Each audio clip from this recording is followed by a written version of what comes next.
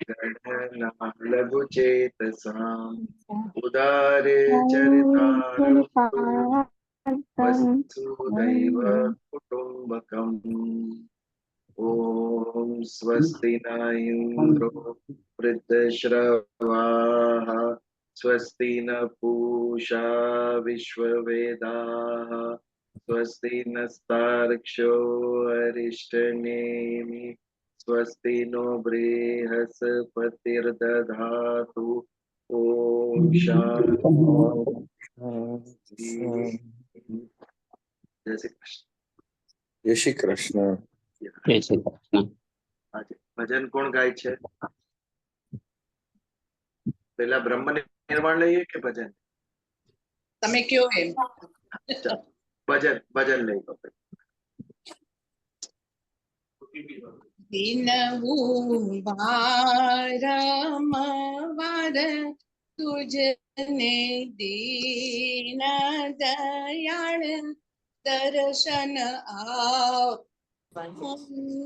ભક્તા જનોના સંકટ કાપો તારા દર્શનની આખડી છે પ્યાસી તારા વિના આ મનડું ઉદાસી હૈયે કરુણા ધરી પૂરો આશા અમારી દર્શન આપો ભક્તા જનોના સંકટ કાપો તારા વિના આ જગમાં અંધકાર પ્રભુજી ક્યારે લેશો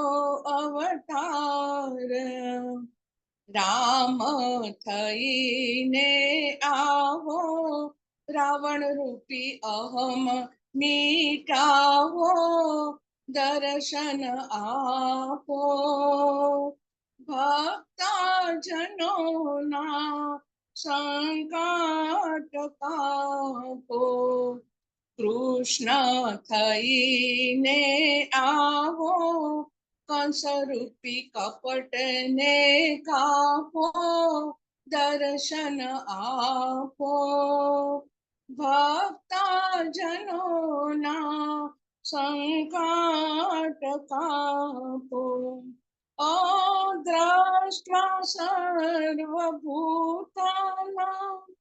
मैत्र करुणा एव च निर्ममो निरंकार समदुख सुख क्षमी दर्शन आपो भक्ता जनोना संकट कापो विनभु वारंवार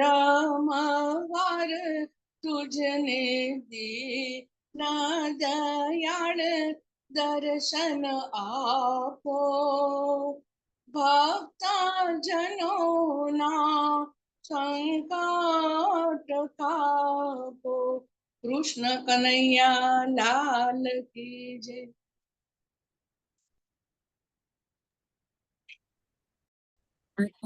સરસ વાંચ્યું સંગીતાબેન, સરસ ઉચ્ચારણ હતા. Thank you બીજલભાઈ.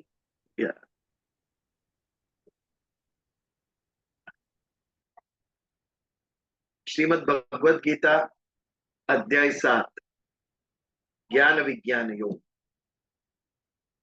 पिछले 2 सप्ताह में श्लोक नंबर 4 और 5 भगवान की परा और अपरा प्रकृति के विषय में हमने समझा।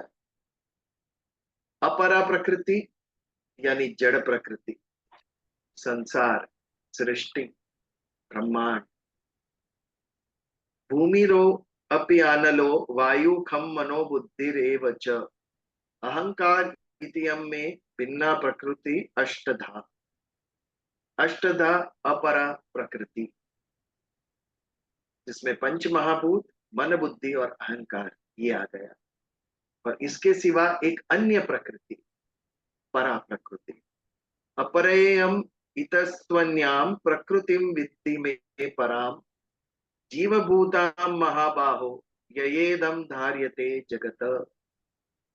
एक जड़ प्रकृति और एक चैतन्य प्रकृति, परा प्रकृति, जो इस जड़ विश्व का बीज है, जो इस जड़ विश्व को धारण करती है।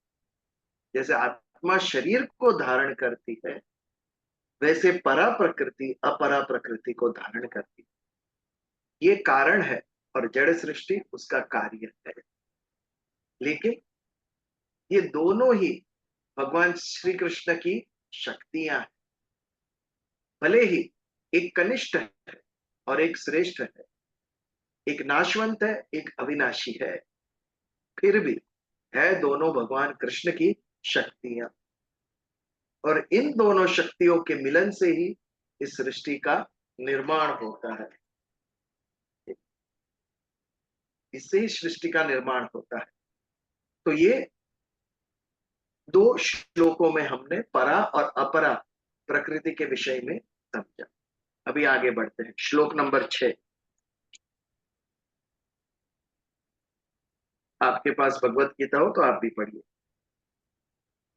एतद् योनीनि भूतानि सर्वाणि त्युपदधारय अहं कृत्स्नस्य जगतः प्रभव प्रलयस्तथा। ये जो संपूर्ण जगत है, जो परा और अपरा प्रकृति से बना हुआ है, ये सारा जगत उसका कारण मैं हूं। एतद् योनीनि भूतानि, संपूर्ण ये जो जगत है, ये तो समझ ले कैसे होता है। चैतन्य आत्मा जो होता है, अपरा प्रकृति, वो परा प्रकृति अपरा प्रकृति के साथ एक रूप होती है। जब चैतन्य आत्मा जड़ अहंकार के साथ एक रूप होता है तो जीवात्मा उत्पन्न होता है। ये क्यों एक रूप होता है, किसी को पता नहीं। भगवान क्यों सृष्टि का निर्माण करते हैं, कोई कारण नहीं इसके पीछे। ये केवल ईश्वर की लीला है, ये होता ही रहता है। तो जब परा प्रकृति अपरा से, जब चैतन्य अहंकार से एक रूप होता है, आकृष्ट होता है, तब जाके जीवात्मा उत्पन्न होता है। और इस तरीके से सारी सर्वभूतानि, सारी सृष्टि का निर्माण होता है। हम उसे अलग अलग रूप से देखते हैं। हम कहीं पहाड़ देखते हैं, कहीं वृक्ष देखते हैं, कहीं पशु देखते हैं। लेकिन जो तत्वज्ञानी है, ये सभी तत्वों के अंदर केवल चैतन्य तत्व, आत्म तत्व, परमात्मा तत्व को देखता है।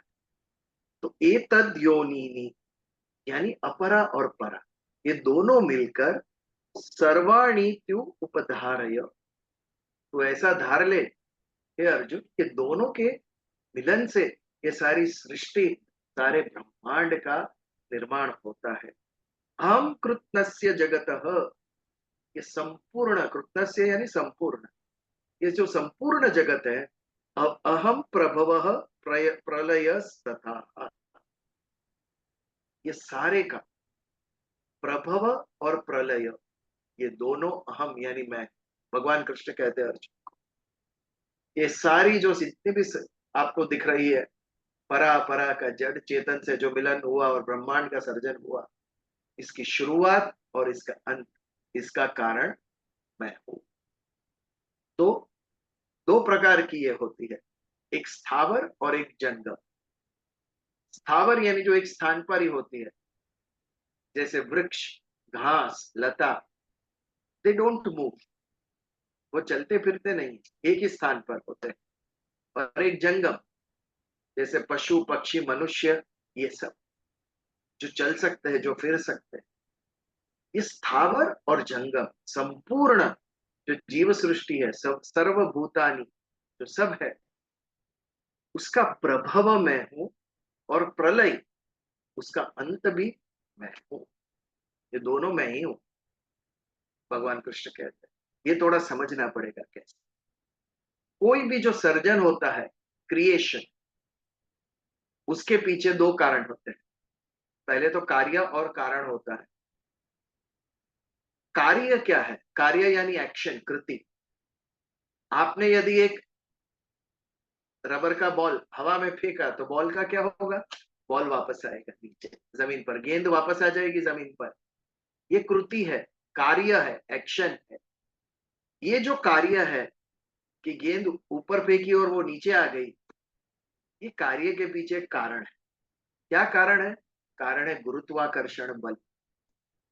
बारिश जो हो रही है उसके पीछे क्या कारण है? इवेपोरेशन, बाष्पीभवन हुआ, पानी गर्म हो गया, वो वेपर में कन्वर्ट हुआ, भाप में, और वो ऊपर गया, बाष्पीभवन हुआ, और वही जल बनकर वापस पृथ्वी पर आया। तो ये जो वर्षा होने का कार्य हुआ, कृति हुई, उसके पीछे कारण क्या है? इवेपोरेशन, बाष्पीभवन, वो उसके पीछे कारण।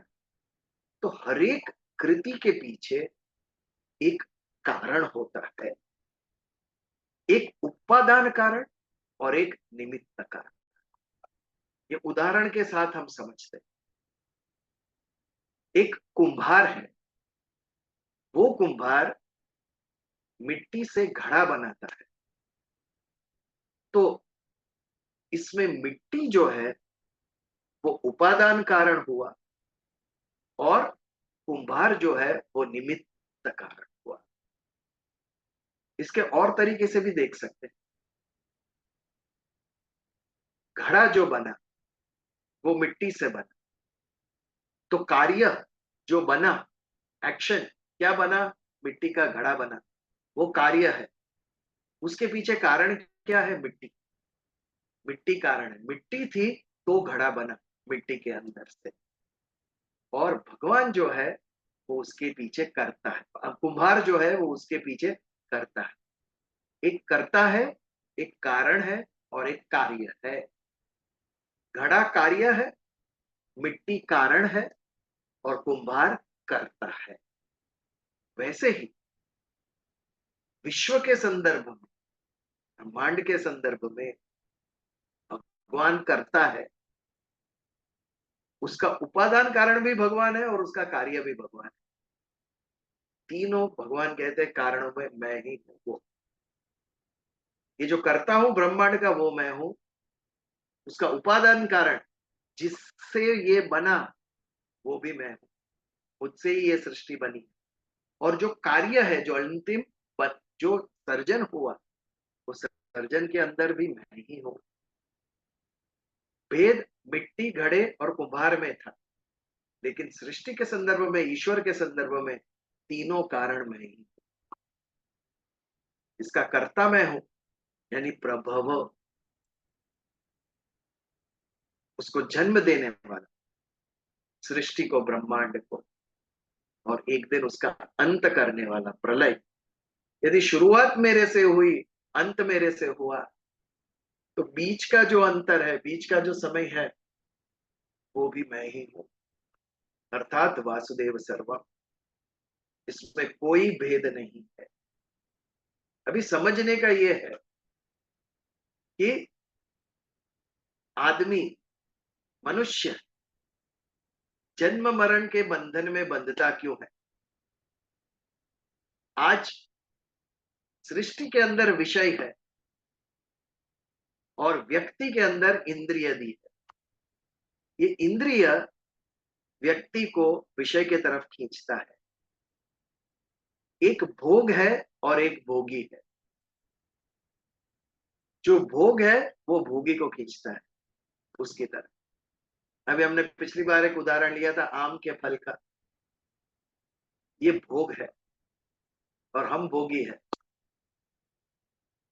तो आम का फल भोगी के पास आता है या भोगी आम के भोग के पास जाता है? यदि मैं प्रश्न करूं तो आप, मनुष्य आम खाने जाता है या आम आता है मनुष्य के पास, ले खा मुझे?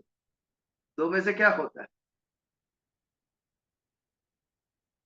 हाजी, भोगी जाता है भोग के पास। Exactly, so simple. भोगी जाता है भोग के पास। वैसे ही व्यसन जाता है व्यसनी के पास या व्यसनी जाता है व्यसन के पास? व्यसन ही जाता है व्यसन के पास। व्यसन तो दौड़ के आता नहीं है व्यसनी के पास, ले मेरा सेवन कर।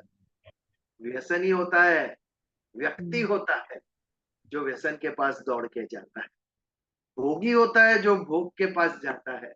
वैसे ही सृष्टि के जो विषय है, सृष्टि के अंदर जो आकर्षण है, वो उठ के हमारे पास आते हैं या हम उसके पास जाते हैं? हम उसके पास जाते हैं। कभी ऑर्नामेंट्स की, ज्वेलर की दुकान हमारे यहाँ नहीं आती, हम जाते हैं उनके यहाँ लेने लेने के लिए। यही बात है। व्यक्ति जो है वो सृष्टि की तरफ आकृष्ट होता है। तो बांधने वाला क्या है?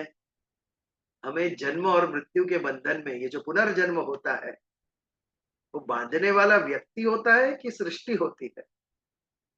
बांधने वाला व्यक्ति होता है।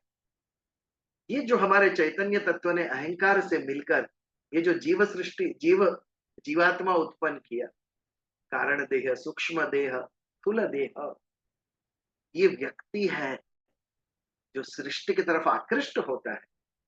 और जब आकृष्ट होता है, जब सृष्टि में रहे भोगों का सेवन करता है वो, और उससे सुख मिलता है, तो फिर वो उससे बंध जाता है।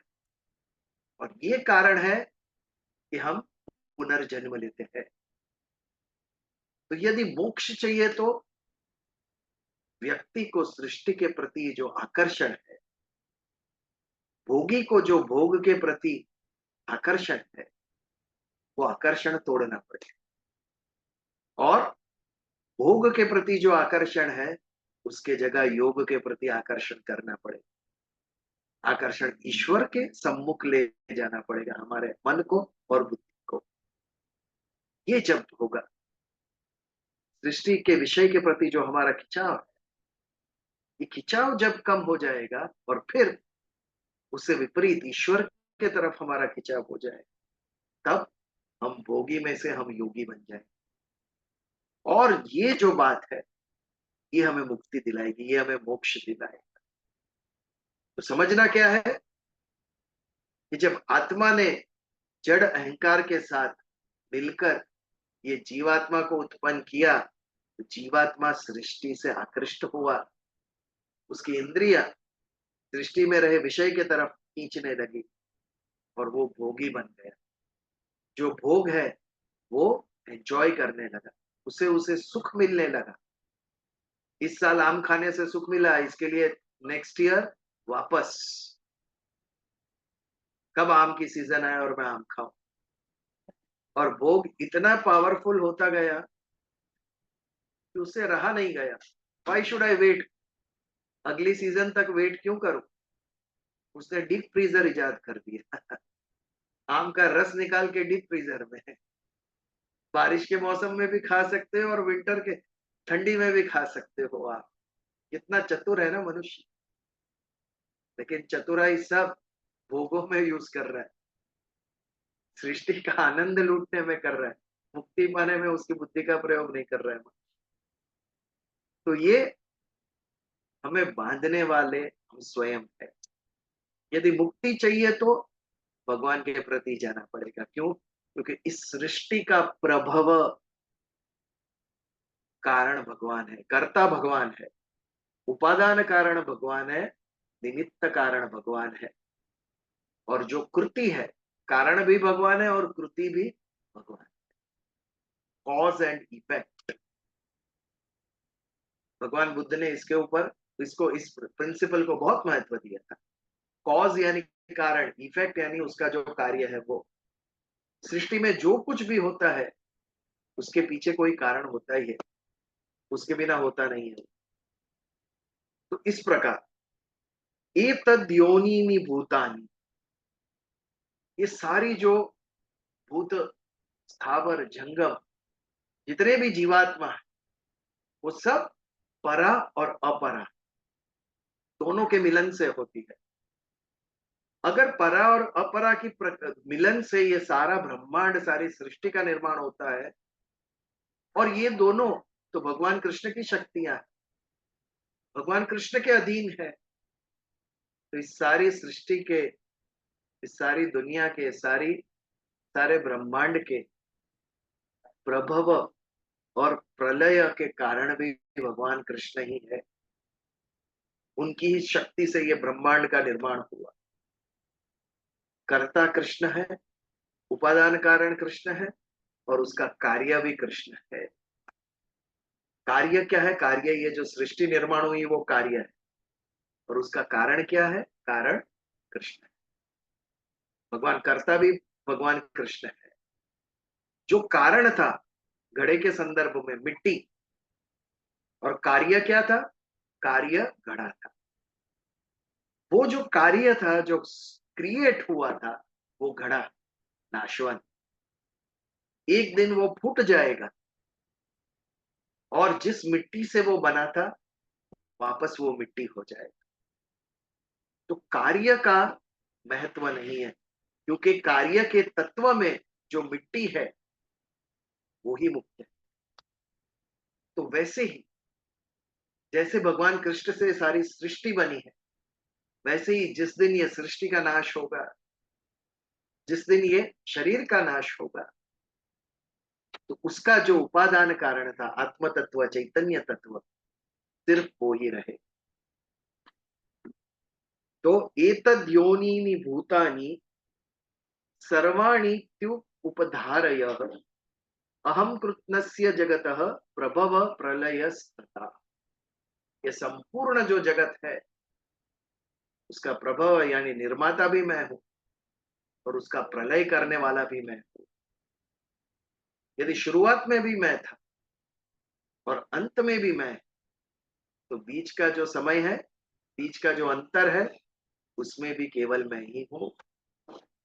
लेकिन ये चैतन्य परा शक्ति जो मेरी थी, परा प्रकृति, वो अपरा से आकृष्ट हुई, और उसने जड़ विश्व को धारण किया।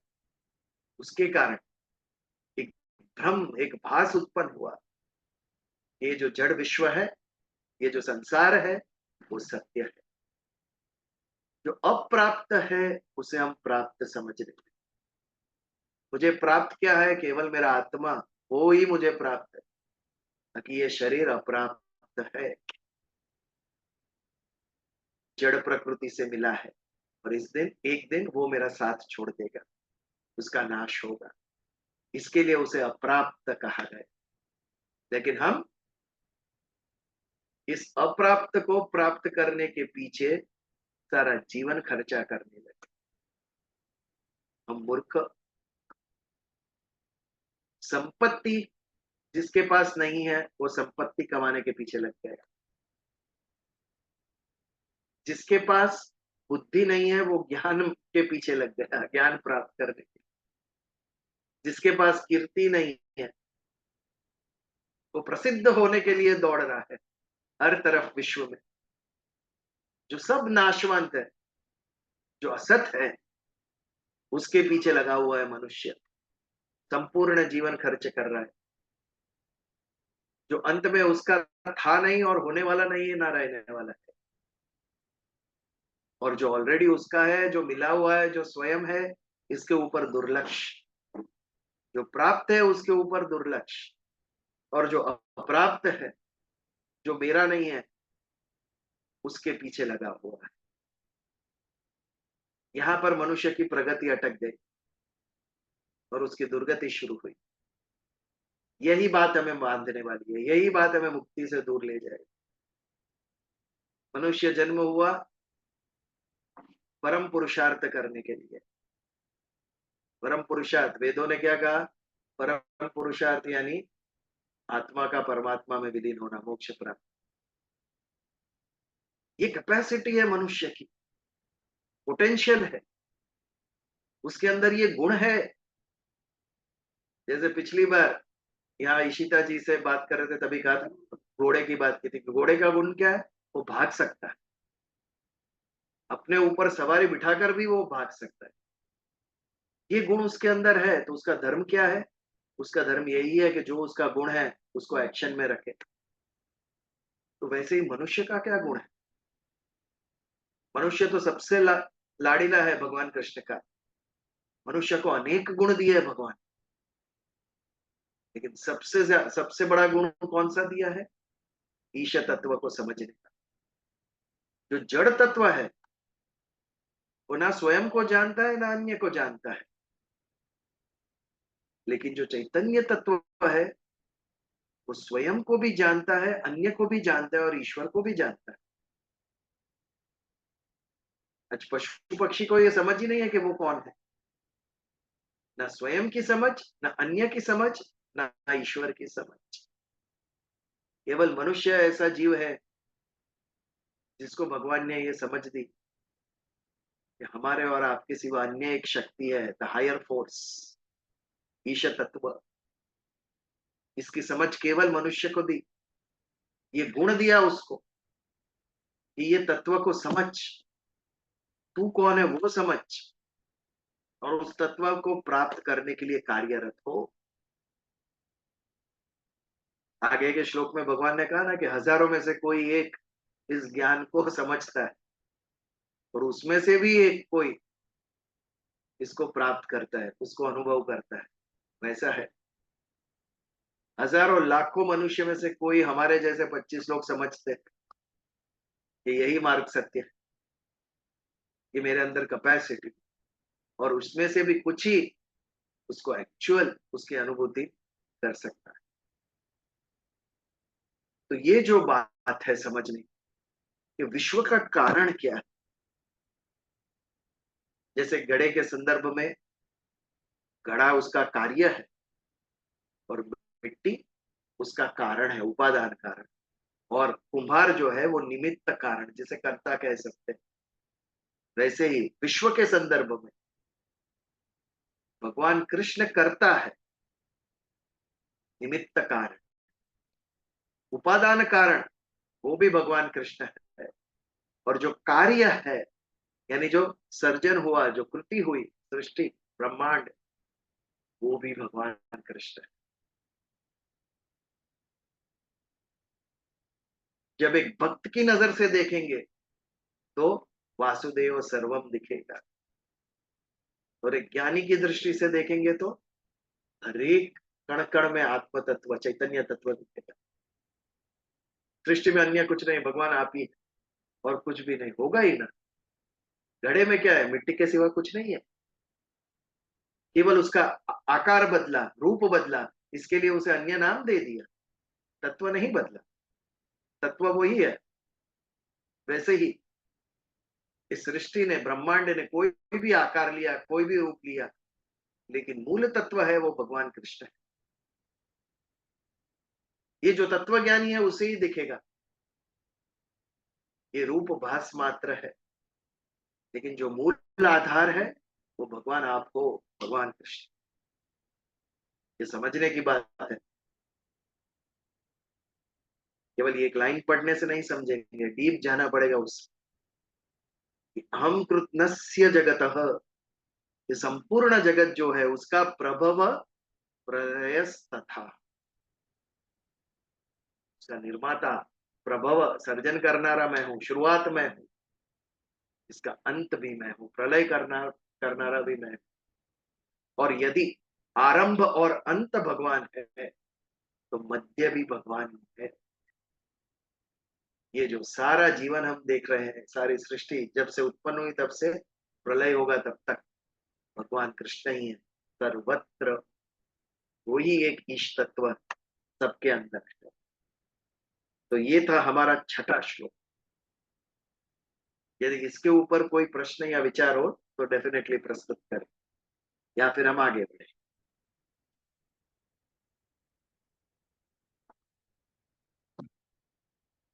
कोई शंका? हम सब श्रद्धालु हैं, मुझे पता है किसी को शंका नहीं, फिर भी ये मन है हमारा, अंत में तो जड़ तत्व है, वो भी प्रकृति से जुड़ा हुआ है, उसमें आसक्ति है। चलिए तो आगे बढ़े,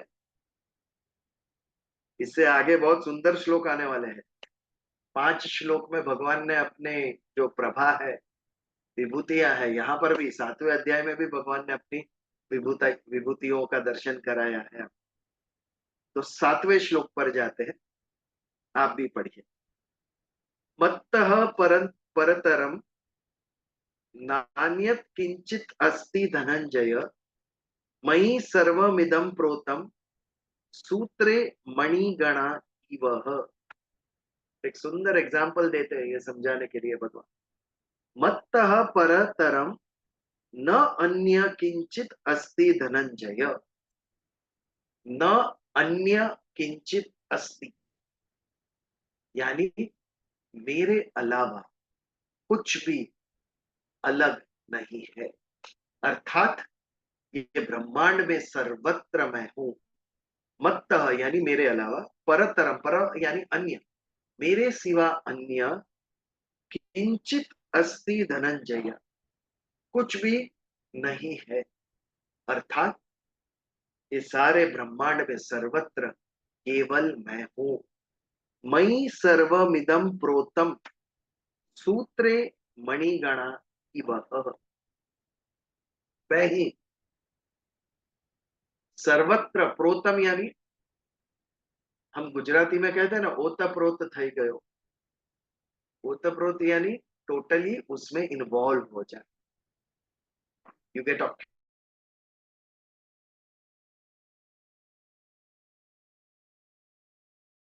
चीज, हम उसमें लग जाता है। 10 लोगों के बीच में भी कोई एक विचार ऐसा होता है कि हमें उस 10 लोगों का शरीर वहां बैठा है, लेकिन मन कहाँ पहुंच गया हमारे। हमारे आजू बाजू में 10 लोग क्या बोल रहे हैं कुछ पता नहीं हमें। कान सुनते हैं लेकिन मन तक पहुंचता नहीं है, क्योंकि मन अन्यत्र कहीं लग गए हैं। अर्थात हम मन से ओत प्रोत हो गए, किसी एक चीज के अंदर हम घुल मिल गए। तो भगवान ये शब्द पृथ्वी के संदर्भ में, सृष्टि के संदर्भ में कहते हैं, मयि सर्वम इदम प्रोतम। इदम यानी यहां, यहां पर जो कुछ भी है, मयि प्रोतम, मैं उसमें ओत प्रोत हो चुका हूं, घुल मिल गया हूं। सभी चीज, सभी कुछ मुझ में है और मैं सब में हूं।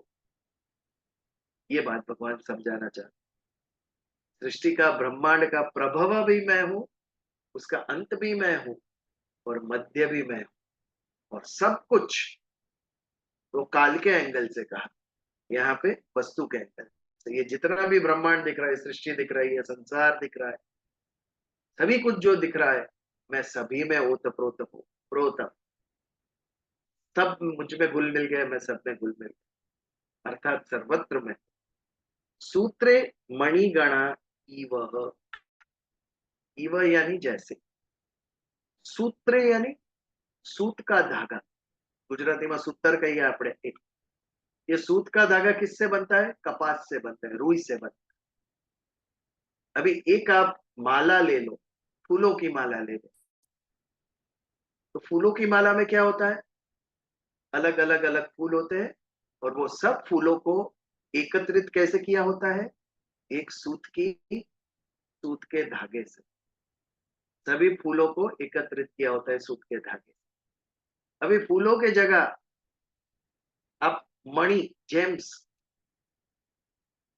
जो जेमस्टोन्स है, रूबी, सफायर, एमरल्ड, ये सब जो जेमस्टोन्स है, ये सब मणियों का अगर हार बनाते हो आप, तो सभी अलग अलग अलग मणि को आप एक धागे से एकत्रित करते हो, तब जाके वो माला बनती है। और वो माला गले में पहनते हैं, हमारे गले में स्थान प्राप्त करती। तो इन मणियों से भी ज्यादा महत्व उस धागे का है, जिसने सभी मणियों को बांध के रखा। वो धागा था तो ये मणियों को गले में स्थान मिला, नहीं तो गले में किसी के वो आते ही नहीं। तो मणि से ज्यादा महत्व धागे का है, जो हमें बांध के रखता है, सबको एकत्रित करके रखता है। हमारे जीवन में वो तत्व है भगवान कृष्ण। भगवान के प्रति श्रद्धा है, विश्वास है, पूज्य भाव है, हम आदर है। इसीलिए भगवान का उपदेश सुनने हम सब एकत्रित होते हैं, हम सबको बांधने वाला यदि धागा है तो भगवान कृष्ण है। यही बात भगवान यह श्लोक में स्वयं कहते हैं। पर इसमें एक बहुत बड़ा अंतर है। यहाँ पर ना उन्होंने फूलों की बात की है, ना मणि यानी जेमस्टोन्स कॉस्टली मणि की बात। यहाँ पर बात की है मणि गणा सूत्रे, यानी एक ऐसी माला जिसके जो मणि है जेमस्टोन, वो भी सूत के धागे से ही बने हुए हैं। एक एक मणि सूत के धागे से बना हुआ है। कपास से सूत बनता है और सूत से धागे से मणि बना है। ऐसे बहुत सारे मणि बनाए और वो सूत के धागे से मणि बनाए और वही सूत के धागे से इन सब मणियों को जोड़ दिया और उसकी एक माला बनी। भगवान कहते ये मैं हूं। इसमें जो मणि है सूत का वो अपरा प्रकृति, जड़ विश्व, जड़ संसार, और जो सूत का धागा है वो परा प्रकृति, यानी चैतन्य सृष्टि में, चैतन्य शक्ति। दोनों एक ही है। ये जो सूत है, जो कपास है, वो मैं हूं। मुझसे ही ये परा सृष्टि का धागा बना और मुझसे ही ये अपरा सृष्टि का जड़ विश्व बना। मणि इज अ सिंबल ऑफ जड़ विश्व, जो सूत के धागे से बना है, अपरा प्रकृति। और जो बांधने वाला धागा है वो भगवान की परा प्रकृति, चैतन्य प्रकृति, वो भी उसी सूत के धागे से बना।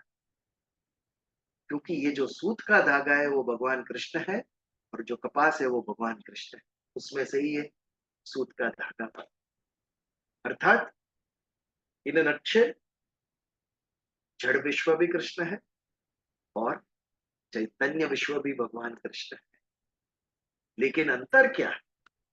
अंतर जड़ विश्व चैतन्य विश्व में से उत्पन्न हुआ है। चैतन्य विश्व ने जड़ विश्व को धारण किया है।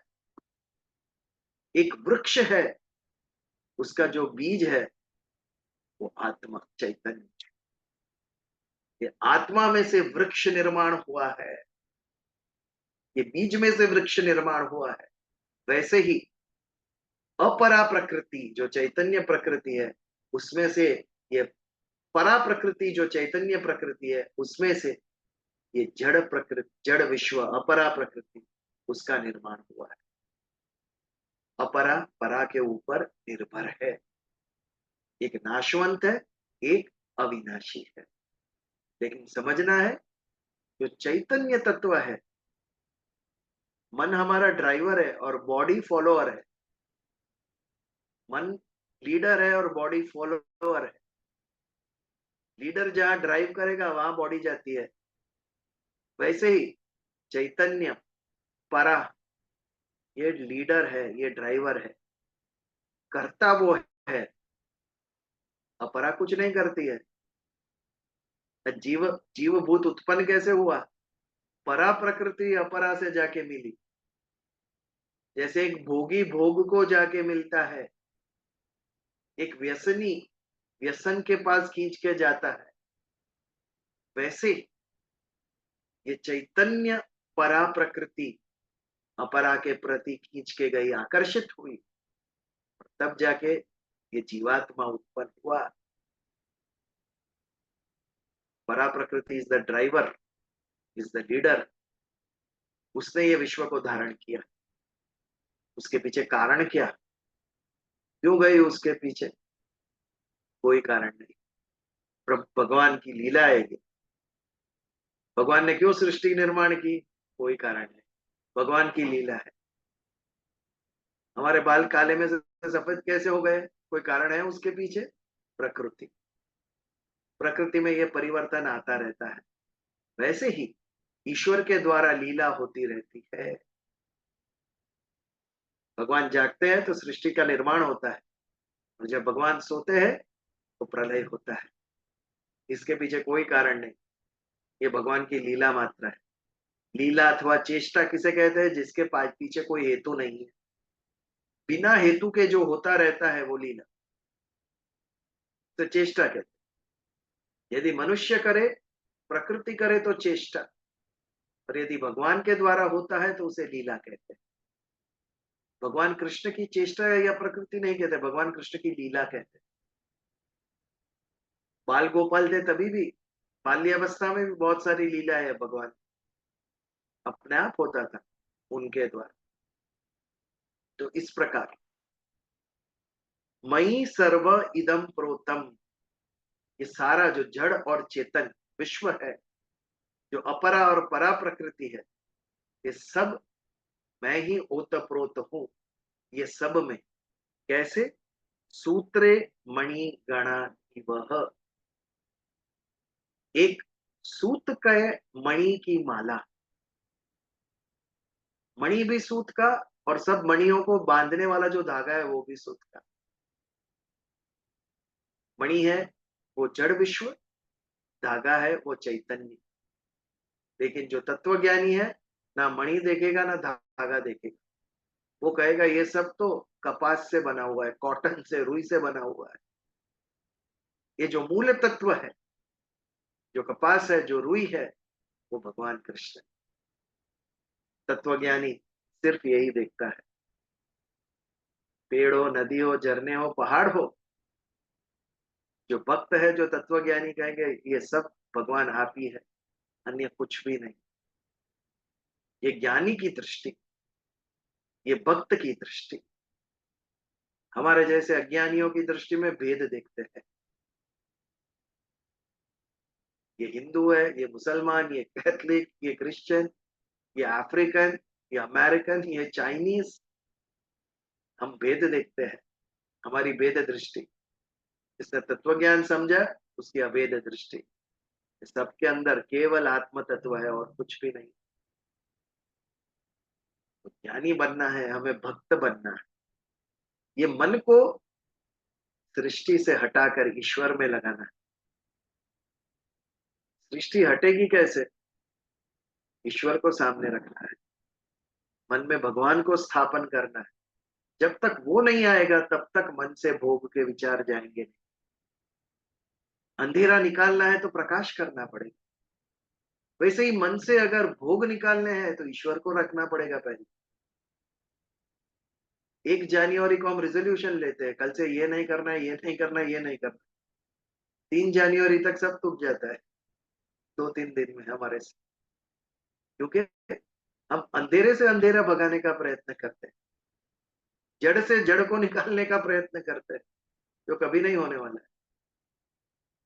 चेतन से जड़ को निकाल सकते हैं, योग से भोग को हटा सकते हैं। एक प्रकाश करने से 2 क्रियाएं होती। हमने एक क्रिया की, लाइट जलाने की, दूसरी क्रिया अपने आप हुई, अंधकार गया।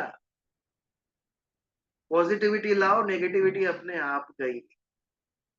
हम नेगेटिविटी को ही निकाल रहे हैं, जाती ही नहीं मन के अंदर से। अरे पॉजिटिविटी ला, अपने आप कहाँ निकल गई पता नहीं चलेगा तुझे।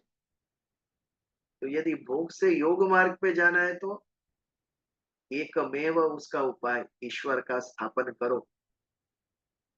मैया सक्त मनोबुद्धि, भक्ति योग में कहते हैं भगवान, तेरी मन और बुद्धि बस मुझ में लगा दे अर्जुन, बाकी सब मैं देख लूं। बाकी सब देखने की आवश्यकता ही नहीं। मेरे जीवन के ड्राइवर ही मन और बुद्धि है, वही मेरे जीवन को ड्राइव कर रहे हैं। इंजन है वो, शरीर तो सीट है गाड़ी की। अगर इंजन बंद पड़ गया तो गाड़ी की seat is converted to sofa, एक जगह से दूसरी जगह लेके नहीं जाएगा। वैसे भी, और मन और बुद्धि यदि बिगड़ गए तो ये शरीर कुछ काम का नहीं है, सब गलत चीज करेगा। तो मन में ईश्वर को प्रस्थापित करेंगे तो वासुदेव सर्वम का दर्शन होगा। तब हमारे ज्ञान, हमारे अंदर विवेक निर्माण होगा, ज्ञान प्राप्त होगा, हमारी दृष्टि बदलेगी। जैसे ही वृत्ति बदलेगी, हमारी दृष्टि बदलेगी, और जैसे दृष्टि बदलेगी हमारे कर्म बदलेंगे, हमारी सोच बदलेगी। हमारी वाणी, वर्तन, व्यवहार, ये सब बदले, फिर कह सकते हैं कि मनुष्य की प्रगति हुई, पर्सनालिटी डेवलपमेंट हुआ, we have developed as a person. हम हमारी जेब का ही डेवलपमेंट करते हैं, हमारी बुद्धि का ही करते हैं, लेकिन not as a human development. हमारे अंदर जो ह्यूमन तत्व है, भगवान के सत्गुण है, उस गुणों का डेवलपमेंट होना चाहिए, तब ह्यूमन डेवलपमेंट होता है। वरना कितना भी प्रयास करो, क्लासरूम में कितने भी सब्जेक्ट्स इंट्रोड्यूस करो, वो केवल आपकी बुद्धि की प्रगति करेगा, लेकिन आपके अंदर जो भाव है, इमोशन, आपके अंदर जो गुण है, वो कभी भी पढ़ने से नहीं होगा, वो अनुभूति से होगा, वो कर्म करने से होगा, उसको धारण करना पड़ेगा। धर्म की एक व्याख्या है, धारयति इति धर्म। धर्म केवल समझने का विषय नहीं है, धर्म करने का विषय है, आचरण में उतारने का विषय है।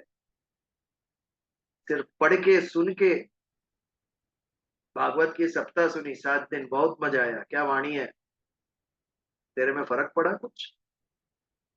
सुन के खाली मजा किया तू, यदि तूने वो धारण नहीं किया जो समझा है, तो वो व्यर्थ। धर्म को आपने समझा ही नहीं है, लेकिन जीवन में ना उतारा, तो it is of no use if you don't implement it. आज जो मैं समझ रहा हूं, उसको आचरण में रखना पड़ेगा, नहीं तो मैं दम्भी हूं, मैं केवल ढोंगी हूं। ईश्वर सब जगह है, ये जब अनुभूति होगी, ये जब दृढ़ श्रद्धा हमारे मन में होगी, तब जीवन का मार्ग बदलेगा, तब भोग से हम योग के प्रति प्रयाण शुरू करेंगे। तो मई सर्वमिदं प्रोतम सूत्रे मणिगणा इव, ये समझकर मानना पड़ेगा, तब हमारी दृष्टि बदलेगी।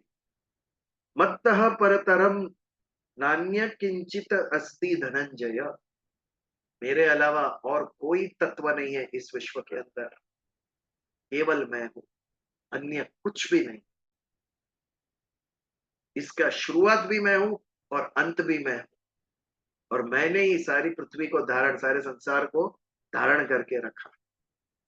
संसार एक ऐसी माला है जिसका मणि भी मैं हूं, धागा भी मैं हूं, और मणि और धागा का जो मूल तत्व है वो भी मैं हूं। ये था हमारा 7वां श्लोक। आज समय हो गया है तो नया श्लोक तो शुरू नहीं कर सकते, लेकिन आज के श्लोक पर, 7वें श्लोक पर कोई विचार या प्रश्न हो, या कोई अन्य प्रश्न हो, तो वी कैन टेक इट, या फिर प्रार्थना करें। विजल भाई, हाँ जी, नाइस एक्सप्लेनेशन परा एंड अपरा प्रकृति पर, nice, very nice, very nice. Thank you, thank you, very nice. I always tell भगवान कृष्ण વિચાર એમના છે, હું તો ખાલી તમારા સુધી લઈ આવી। સમજાઈ જાય એ રીતે તમે એક્સપ્લેન કર્યું છે એકદમ। ભગવાને સૂત્ર સ્વરૂપે કહ્યું, હા, યા એમણે બે લાઈનમાં કહ્યું, મેં થોડું વિસ્તારથી કહ્યું। બીજલ ભાઈ, હા જી, ગઈકાલ કલ 1 જુલાઈ, હા હેલો, હા જી, બોલો, સાંભળું हाँ, છું। 1 जुलाई doctors day and chartered accountants day, yes, तो उनके लिए मैंने कल एक लेक्चर का यहाँ रोटरी क्लब ऑफ बोरीवली ने अरेंज किया था लेक्चर। ओके, तो मैंने वहाँ जो सुना, थोड़ी 1-2 मिनट की बातें कहना चाहूंगी, शेयर करना श्योर चाहूंगी। श्योर, तो डॉक्टर ने जो बातें की, जो लीडिंग डॉक्टर प्रैक्टिशनर है, वो उन्होंने बताया curative care and preventive care right, medicine के लिए। और उन्होंने जो भी बताया कि भाई विकसित भारत में अपना एज एन इंडिविजुअल हमारा भी कुछ रोल है, वो खाली गवर्नमेंट इतना कुछ तो नहीं कर पा सकती है, हर एक इंडिविजुअल से नहीं पहुंच सकती है उनके पास, तो हमारा भी कुछ कर्तव्य है, बनता है कि हमें खुद की हेल्थ के लिए थोड़ा केयरफुल रहना चाहिए।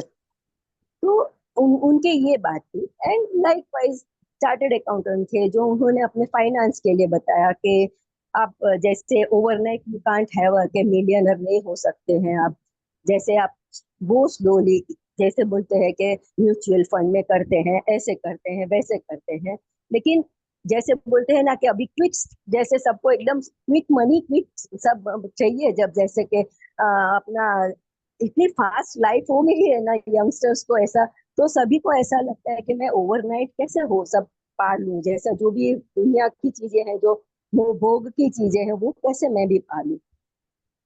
ये इनकी बात थी, जो चार्टर्ड अकाउंटेंट और एक स्पिरिचुअल गुरु थे, उन्होंने जो बताई बात, वो मैं आपसे थोड़ा शेयर करना चाहूंगी।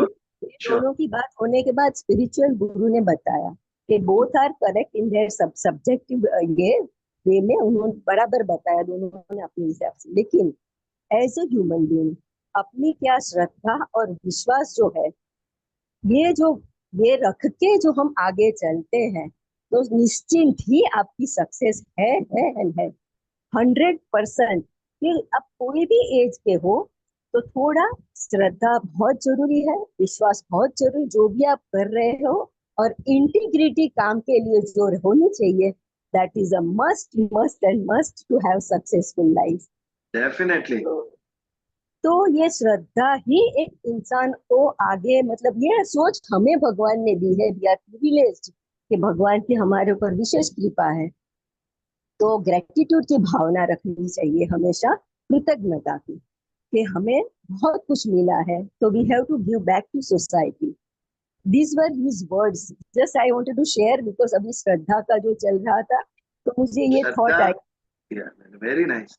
श्रद्धा 3 स्थान पर होनी चाहिए, एक ईश्वर पर श्रद्धा, एक स्वयं पर श्रद्धा, और एक अन्य पर श्रद्धा। मैं मंगलवार को रात को 9:15 बजे कोई प्रोग्राम नहीं रखता हूं। क्यों?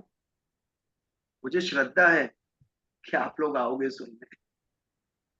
कल मुझे मालूम नहीं था आज कौन कौन आने वाला है, लेकिन एक श्रद्धा थी ना।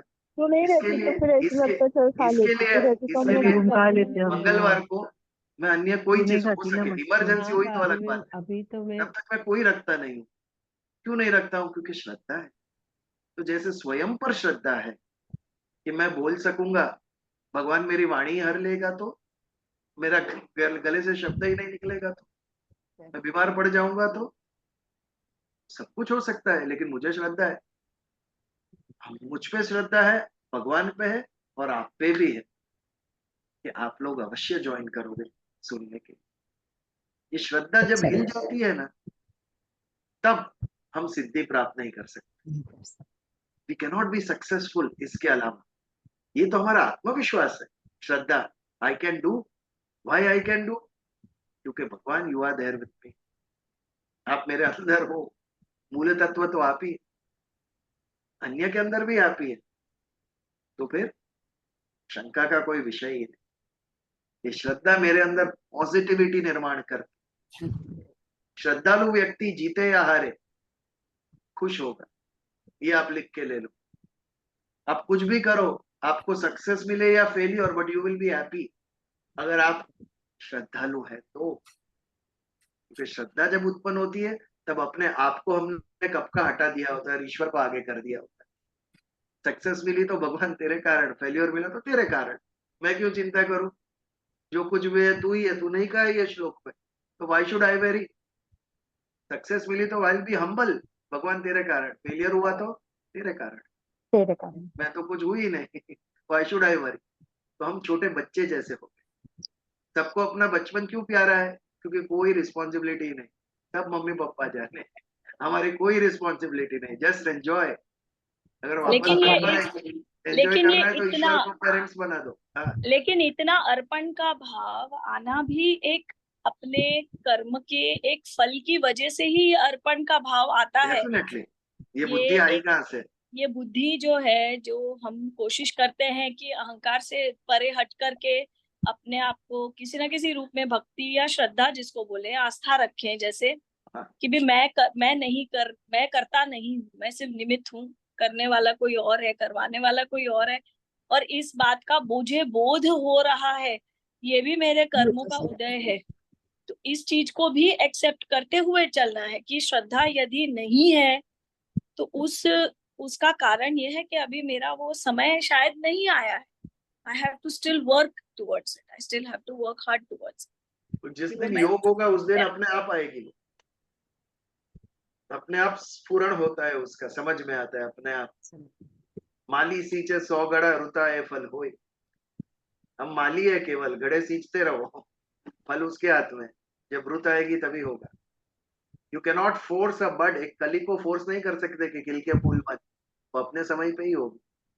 हाँ, हम वातावरण जरूर क्रिएट करने की कोशिश कर सकते हैं अपने लिए और अपने आसपास के लोगों के लिए, यदि हम बस किसी यही तरह हमारी से, जिम्मेदारी है। ये तो हमारी create an जिम्मेदारी है, environment, एक सात्विक वायुमंडल का निर्माण करना, ये हमारे हाथ निर्माण भी करना। और यदि हो सके तो किसी को हम ये एक बोलते हैं, हमने परफ्यूम लगाई, हम एक कमरे में एंटर हुए, हम उस कमरे से निकल गए, पर वो परफ्यूम वहां रह गई हमारी। हम बहुत सा हमने फूल लगाए, हमने फूल का बाल में लगाए, और वो जो महक है वो फूल से अलावा औरों को भी मिली। तो वो चूंकि हमें ये एक बहुत एक अच्छा हमारा कुछ कर्म होगा, हमारे कुछ योग होंगे, वी शुड ट्राई कि इसको किसी रूप में, किसी न किसी अच्छे रूप में एक दूसरे के और लोगों को स्प्रेड कर सके। Which does not mean being hardcore. It also does not mean forcing other people to think We like try. us. But We but keep we trying. try in different ways, and we end up. It's like a fragrance. आप न चाहते हुए That भी is- अपनी fragrance फैलाओगे। That is कर्मण्यवाधिकारस्ते मां फलेषु कदाचन। कर्म का अधिकार है, वो करता जा बेटा। फल On a lighter note, I would Yeah. like to share, Ishita, अभी मैं जिम जाती हूँ ना, तो कभी कभी वीक में 2-3 बार जाती हूँ, जिम जाती हूँ मैं, तो फिजिकल फिटनेस के लिए थोड़ा। तो वहाँ जो 2-4 मतलब सीनियर सब है, जब मुझे आके बताते हैं कि आपको देख के हमें मोटिवेशन मिलता है, मैं बोली आपको देख के हमें बहुत खुशी होती है। तो मैं बोलती हूँ वहाँ, चलो मैं तो इतनी, तो मैं भगवान की बहुत दया है, मेहरबानी है कि मेरी एग्जिस्टेंस से सबको खुशी मिलती है, वो तो मेरी सबसे बड़ी बात है। तो on a lighter note I am sharing it with you. थोड़ा उनको स्पिरिचुअल डोज भी दो। मैं ये शरीर जो दिख रही हूँ वो मैं नहीं हूँ, मैं अंदर की आत्मा हूँ जिसकी कोई एज नहीं है। You understand? एक बार ये डोज भी दे देना उनको। चलिए, तो आज समापन करें। अगले मंगलवार मुझे श्रद्धा है आप सब होंगे, इसके लिए अन्य कुछ मैं रखूंगा नहीं। I know we all will be there. No जरूर होगा। हाँ जी, बिजल प्रार्थना बाकी है। हाँ आई नो। कर चरण कृतम वाक कायाजम कर्मजम वा श्रवण नयनम ज वा मानस वा पराधम विहितम वा सर्वमेतत् क्षमस्व। जय जय जय करुणाब्दे श्री महादेव शंभो। ओम शांति शांति शांति। जय श्री कृष्ण। जय श्री कृष्ण। जय श्री कृष्ण, जय श्री कृष्ण। जय श्री कृष्ण।